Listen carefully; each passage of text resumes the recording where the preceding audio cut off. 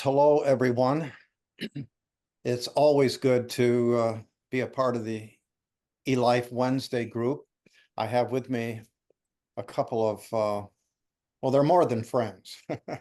I guess would best description would be co-workers.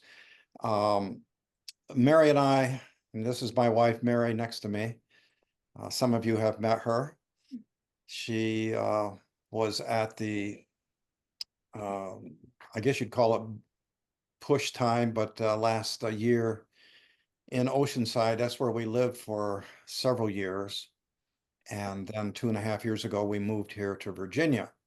And one of our immediate quests was to find other people who were DMM minded. And we actually looked in vain to some extent, but then we found in Chester, which is just on the south side of Richmond, and we're on the northeast side, we found this church called Chester Christian Church.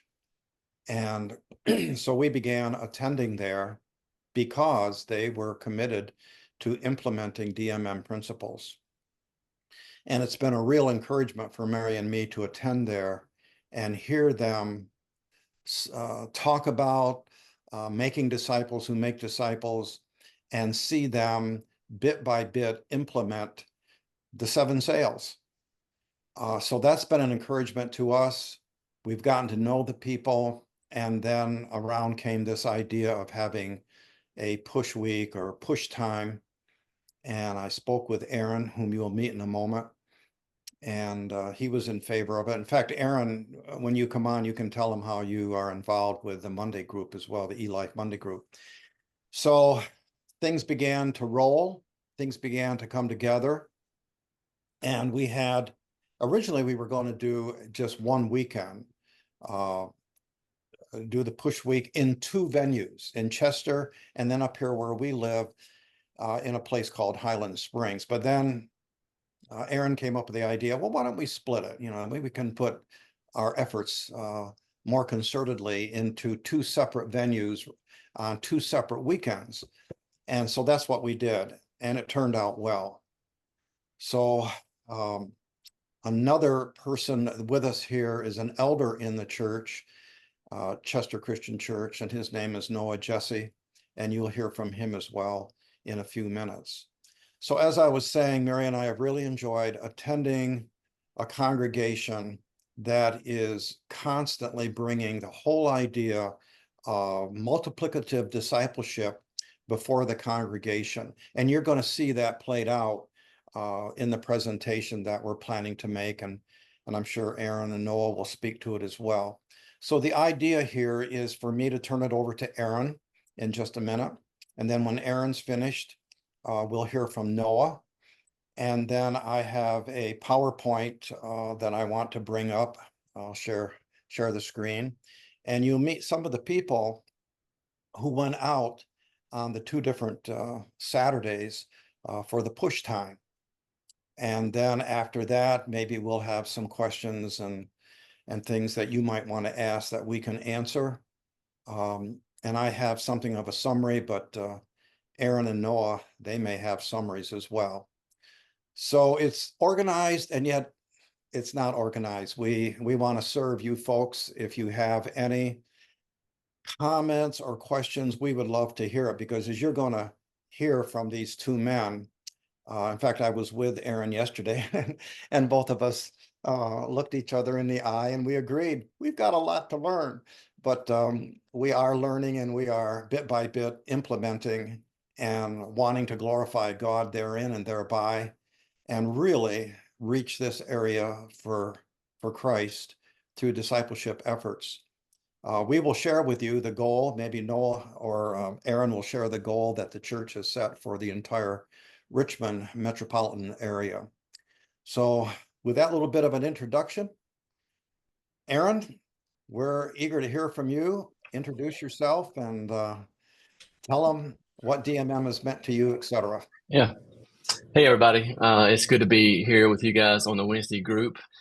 As Jim said, they've been coming to Chester for a little over 2 years now, and we have thoroughly enjoyed having Jim and Mary attend Chester, and not just attend, but be a huge part in helping us get to where we're at today.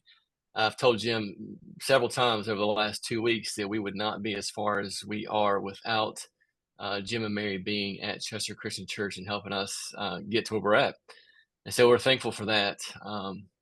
I guess I went through the training probably coming up on 3 years now.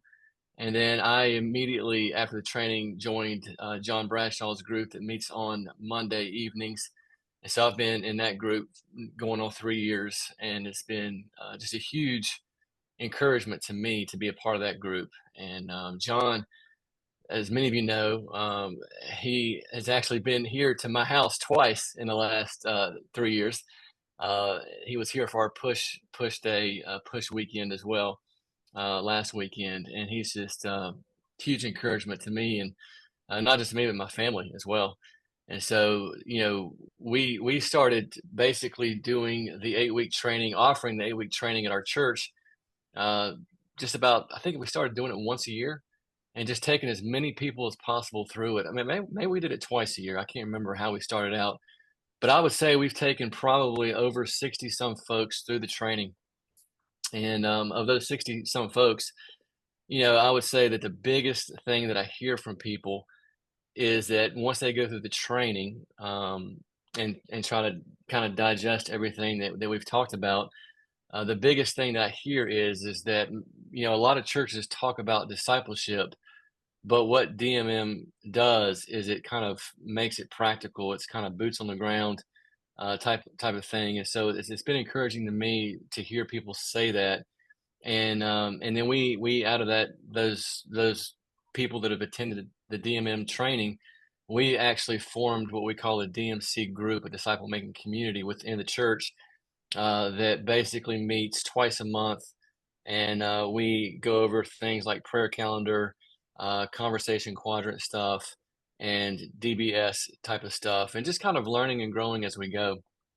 And so that's been a huge thing. And I think I've probably met most everybody on this call because I've been to both gatherings. I went to the one in San Diego, and then I went to the one in Augusta just this past year or this few months ago.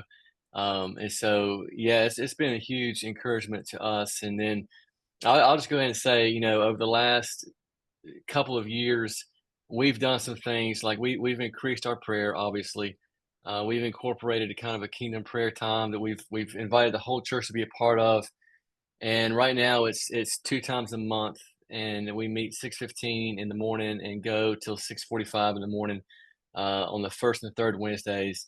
We've been doing that for over a year now, and then we've also focused on specific communities. And over the last year, we've been prayer walking those communities. We go prayer walking as a church the first Sunday of every month, and then as a staff, we go prayer walking every Monday, and we just pray through the communities, and we engage people if they're out, and we try to build relationships with people. um, but all that to say, all that's leading up to then our push week that we did last weekend. And the training that Jim offered, Jim, I'm assuming you're going to speak to that as well, but Jim offered training, this kind of story strolling training that I know you guys have heard on this call before. And man, I was blown away, to be honest with you, at the number of people that went through that training with Jim. We had a total of 52. Is that correct, Jim? 52 people that went through the training, which is 25% of our church if you take out kids, which is mind blowing because my expectations were uh, if we had 12 people show up, I was going to be ecstatic. And so God blew those expectations out of the water. And then not only did we have 52 people go through the training, but then for the actual push day, both weeks total, we had 37 people attend the push days, which again blew my expectations out of the water. And it was just an amazing time. And one of my favorite things was to see people in their first, when we got back and we debriefed, their first time going out among the lost and actually engaging people. I wanted to see their reaction. I wanted to see their face. And that was the most encouraging thing to me because I think people came back and they were like, that wasn't as bad as I thought it was going to be. Yeah. But we ended up praying for 71. The first weekend, we ended up praying for 71 people. 41 stories were told, and we had 25 people want us to come back and follow up with them. And so that was encouraging as well. And so, man, just Jim, like Jim said, we met yesterday, talked for over a couple of hours, and just okay, what's next? What's next? And so we're praying and strategically planning what is next and what God is doing. But just to share with you guys on this call, we live in Chester, which is just south of Richmond City, and we're surrounded by what's called the Tri-Cities area, and Tri-Cities consist of Hopewell, Petersburg, and Colonial Heights. And so we went through the training, and I think it's lesson 4 that talks about the end vision, and we prayed about that, and we came up with these numbers, and I can explain that if you want me to. But basically, our what we feel like God was laying on our heart was that we wanted to see 90,000 people from the Tri Cities area come to know Jesus by 2033, as well as seeing 9,000 disciple making communities or church planting communities in that area as well. And so that's our vision, and that's what we're praying about, and that's what we're moving towards. So, All right. Thank you, Noah. Noah. Yeah. Well, Noah is coming next. Thank you, Aaron. Um, what, in your opinion, Aaron, what has been the most significant uh, transformation in the church as a result of DMM coming in? yeah, I think the biggest thing that I've seen is over the last few years, just the culture beginning to change and shift, and I think it's been a slow process. And as we've talked before, Jim, I think it's been about timing. And just even when you and Mary first came here a couple of years ago, I think everything that we've done up to this point has been God's timing, and how we've just seen people buy into the vision and what God has called us to do, and to be obedient, and to see that being played out now with these folks who are going out, and you're going to hear some of their testimonies, as Jim said here shortly, is been the biggest thing that I've seen for And sure. what would you say has been one of the major obstacles or issues of resistance that you have experienced in the last 2 to 3 years? Maybe even something personal yourself, but also church-wide. I think church-wide, it's probably been as Jim will tell you, I get the opportunity to stand up front almost every week and talk to the congregation, and I'm constantly trying to cast vision. I'm constantly trying to share what we're about and what we're doing. And there are times that I'm like, okay, did I share too much? I'll even ask Noah. Noah will tell you that. Sometimes I'll be like, did I take it too far? Did I go too far? Because sometimes people are like, all we talk about is this. All we talk about is this, and that's about the extent of it. I mean, honestly, there hasn't been a whole lot of opposition, Jim, and so I've been encouraged by that as well. Personally, for me, I think over the last few years, I have been struggling with just my role, and you know, I enjoy preaching, but at the same time, the time that it takes to do that. And then what I could be doing with DMM and that area, that's where I've struggled. That's where I've wrestled. I've had many conversations with my wife and with you guys, Jim and Noah, about that, and just struggling with that personally. Thank you, Aaron.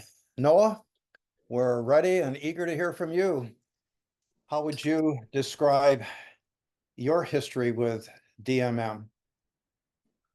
Well, hello, everyone. It's first of all, it's really great to be here. I'm honored, Jim, that you asked me to be here and to chat with everyone, to give my thoughts on things. So I would say my journey on DMM started around about the same time that Aaron's did, about 3 years ago, and it really started as I was thinking about making disciples, just in Chesterfield County. So in Chesterfield County, where we live, there's about, at the time, a few years ago, there was like 360,000 folks that lived in the county. And I was thinking, well, if God, and this is maybe some similar thoughts that others have had as well in the past, is if God was to make disciples of all 360,000 people, it would take 6 college football stadiums in the county to fit everyone. And I just didn't see that happening. So then I thought about the idea of, well, if we had 1,000 of those to come to Chester Christian Church, then it would take 360 of these buildings, these facilities, or these churches in the county, at a cost of, like, at the time, it would be $1 billion is what I kind of estimated it at. And I think probably now it's probably doubled that. And I didn't really see that happening either. So just looking for how can we do this? And that's where I came upon DMM about the same time, read the book, Contagious Disciple Making. And actually, most of my coaching has been through Paul Watson and Contagious Disciple Making. But Aaron is also, he has taken, once he went through the 8 sessions with Eli, he actually took the church staff and the elders through that training as well. So it's kind of the start for me in just seeing how God can, how our processes or the things that we're going to do would not prohibit, God from making disciples of all 360,000 people in the county. So that's where I really see the value of DMM. As far as Push Day goes, I'll start off with just talking about training. And this was a training that Jim has put together. I thought it was really, really well done. I'm really excited about it because it was very concise. It was very clear. It fit on one sheet of paper. It took Jim about 2 hours to walk people through it. And once it was done, I think everyone that had gone through it really saw that, okay, I can do this. And we actually were able to tell everyone, as you go out, you're going to be coupled with others who have done this before. So it kind of eased a lot of fears of folks or trepidation that they might have of going out and chatting with others through this process. But the one thing that I really see about this is this training. I see it as being flexible, in that, and I don't know, Jim, if you're going to talk more about the process specifically necessarily, but you can actually take what Jim has taught us how to share stories with sitting around the dining room table with someone, or if you're driving down the road with some friends, or you're sitting at the lunchroom in a cafeteria someplace. You can actually use it. It's like doing a mini DBS with whoever is there. And it's really, it is just really great. And I thought it went really, really well. And as far as Push Day goes, as Aaron had mentioned, we have been praying for quite some time now. We've been praying as the eldership, as church staff, about God making followers of Jesus in this community. He's mentioned the prayers that we've been doing, a kingdom prayer time where we just are praying kingdom prayers. And we have been doing that now for a bit of time. And I really think that Push Day came at the very right moment of time, in that, okay, we've been praying. It's now time to couple that with an activity of Push Day, if you would.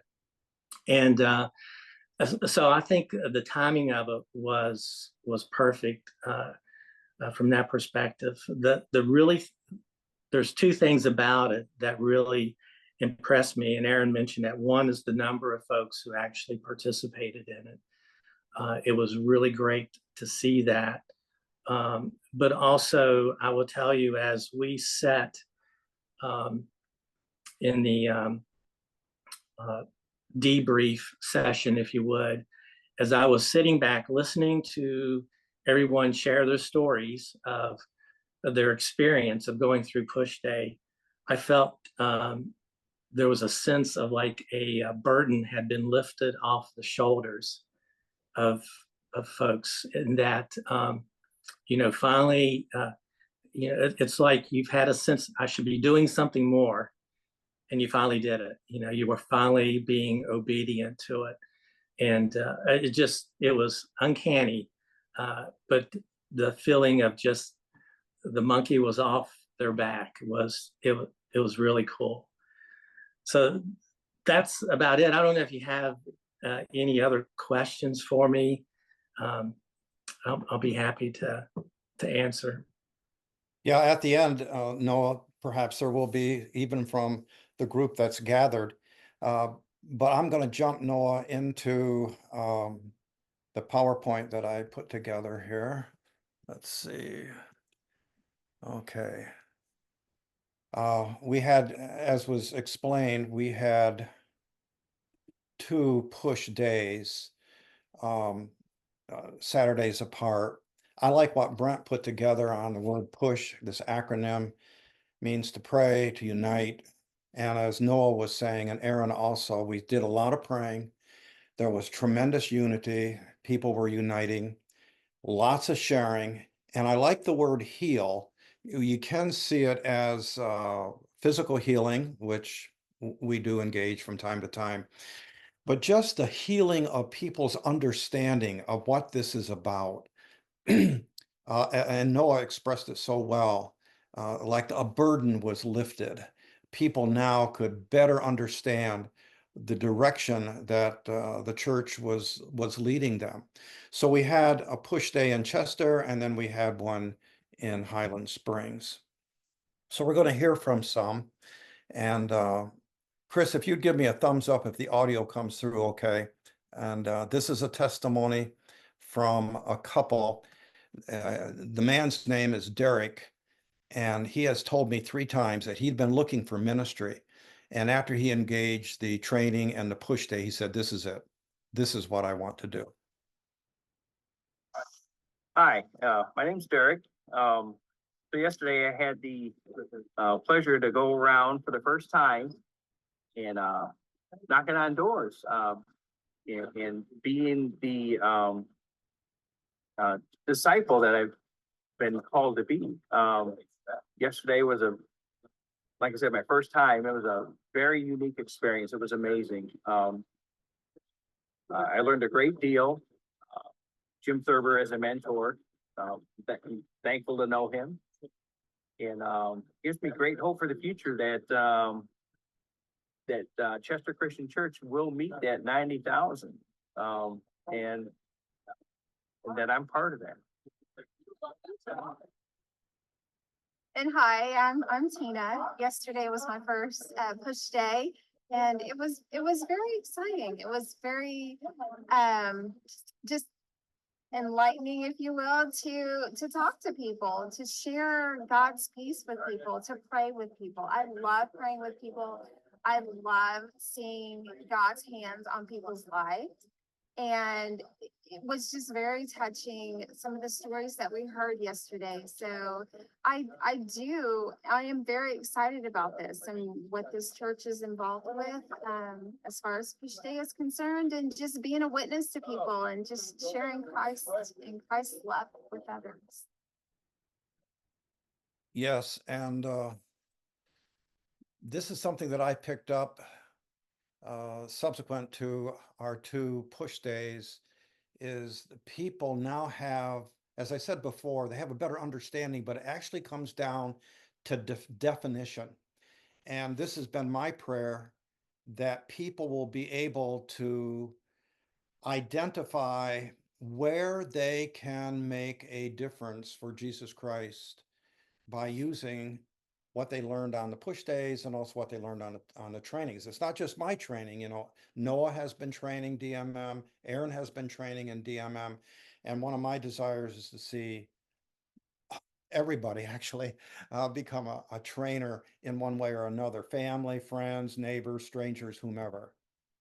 So the Sunday after the first push day, the one in Chester, this is a picture taken in the sanctuary.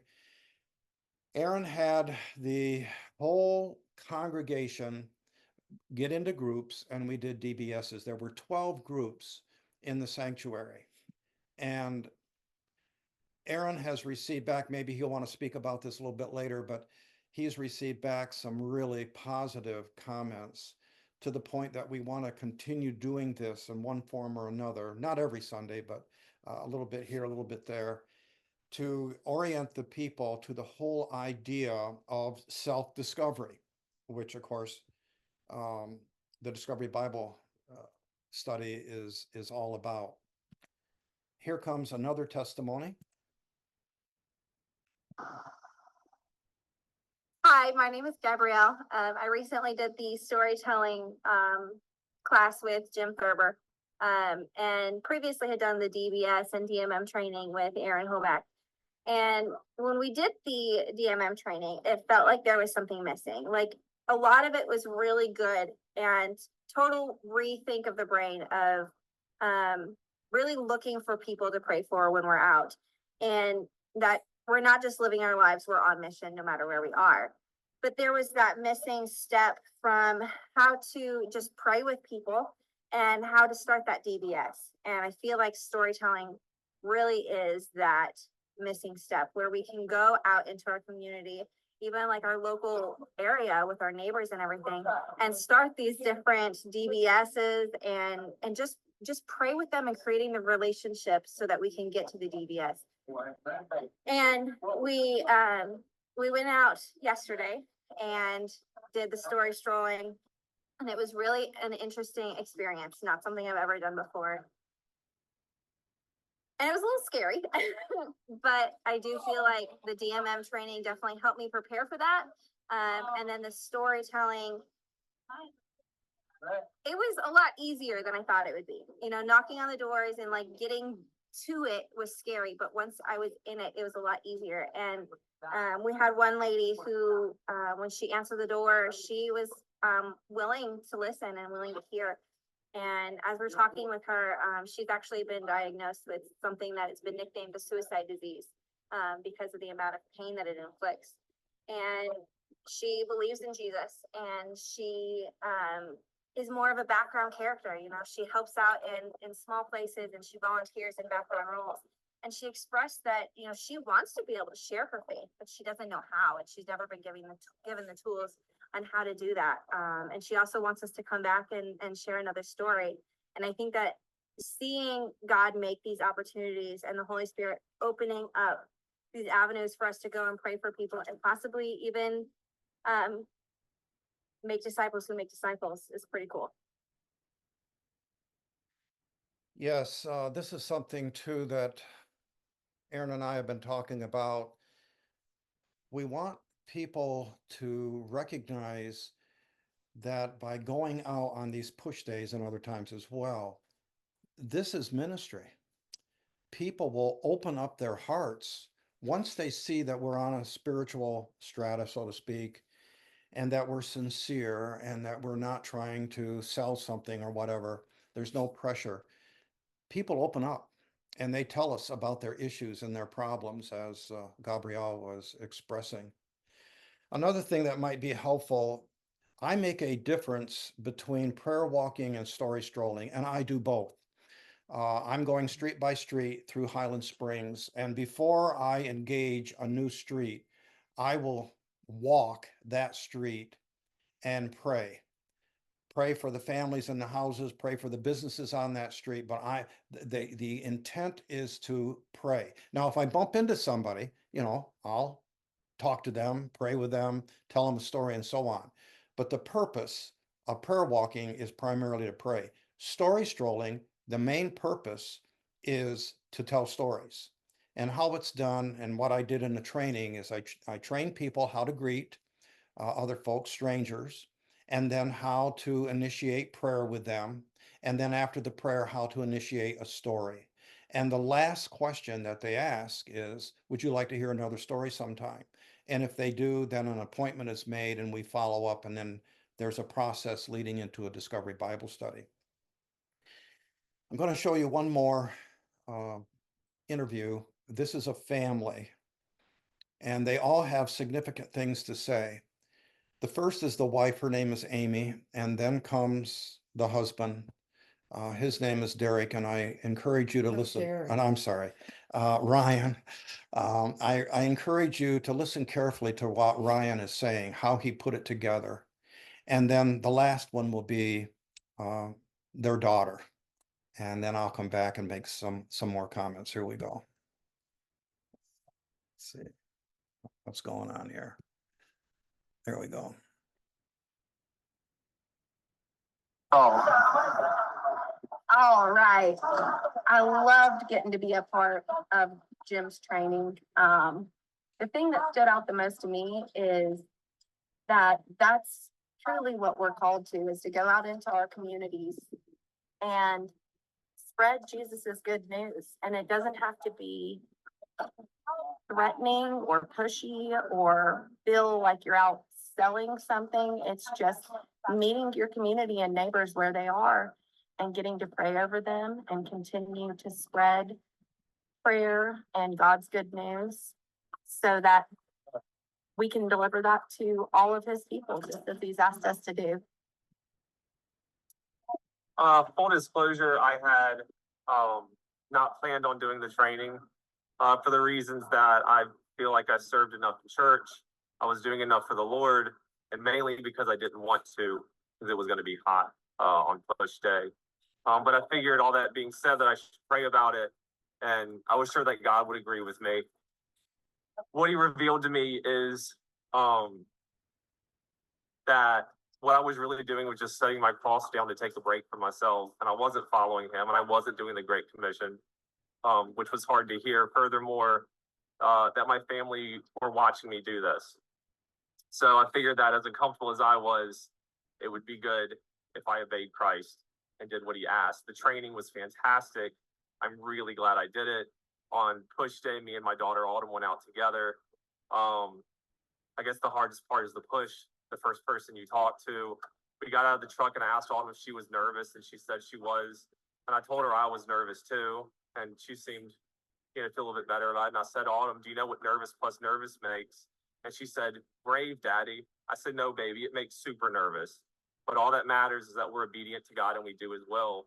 And we did that, and it went really well. And seeing the fruits from my daughter's obedience through watching me was worth it. Christian was really fun and the training was really good. So, but there was this one lady that just didn't really sound like she was into it. In that case, what I just did was I just kept talking, and when I was done, she wasn't like, I don't want you to be here. She was just like, okay.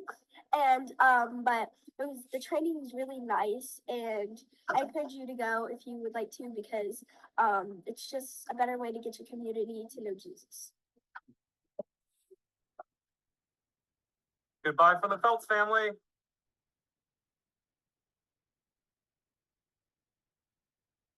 And let me back up on this. I've tried to save the best to last, and that's my wife. She's sitting next to me here. Her name is Mary, and she has a few things that she'd like to share with you today. Yes, hello everybody. I'm Mary, and I was just like everybody's been saying, very, very encouraged by the number of people who came to training. There were 5 trainings. I went to every one just to be a support person, and I met a lot of new people for Chester that I didn't even know. And just to see the people engaging in the training and loving it, and just having such a good time, because it is interaction, and they had no idea what they were in for, but they really did like it. And so the push day here in Highland Springs, there were two women that went out with me. One was Gabrielle and one was her mom, Miss Ann. And they said, "You go first, Mary. We want to see how you do it and what to do." And even though they knew what to do, but anyway, I probably went to 3 or 4 houses before Gabrielle, she just took the lead and she started knocking, and she did a fantastic job, and just was smiling and engaging, and just it was so much. I enjoyed it, just seeing them getting involved, and it was hot. The next day at church, Miss Deanne was just, her arms were burned, her face, and I said, "Oh my goodness, you are," but I said, "Was it worth it getting sunburned?" She said, "Totally." And so, uh, yeah, it was a very hot day. So it was just great to see, I went to both push days, just to see the people, like they've been saying. This was their first time. They didn't know what they were getting into, but once they got into it, they loved it. So just looking forward to what God has for the church in the future. Good. I'm going to go back to the PowerPoint. We've had some debriefings. As I said earlier, Aaron and I met yesterday, but we also had one with John Bradshaw, and Noah was in attendance. So first of all, we want to give the committed trainees personal attention. And one of the things that's impressed me is Aaron is calling on the phone everybody who attended the training. And I said to him yesterday, "Aaron, that is just so tremendous that you're doing that. And I want to participate in that as well." Number two, to include children in the training and the outreach. As you heard from Autumn, I have taught many seminars in the past to children, and I know they're like sponges. If you give them something that they can understand, they can apply, and they can use, they just suck it up. It's really wonderful.